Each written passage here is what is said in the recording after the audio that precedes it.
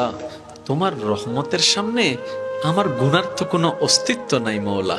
আমার গুনাহ না হয় পাহাড় পরিমাণ হবে, বেশি থেকে বেশি আসমান পরিমাণ হবে, না হয় পুরা পৃথিবী পরিমাণ হবে।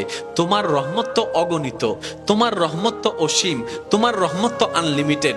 এবার রব্বে করিম বলে, তাহলে ঘাবড়াস কেন, তাহলে মন ছোট করস কেন? আরে গুনাহ করেছো তো করেছো, কি হয়েছে?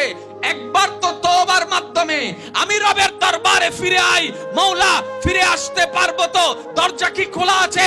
রব্বে করিম বলে, মরণের আগ পর্যন্ত, কিয়ামতের আগ পর্যন্ত, সূর্য পশ্চিম আকাশে ওঠার আগ পর্যন্ত দরজা খোলা আছে, দরজা খোলা আছে, দরজা খোলা আছে।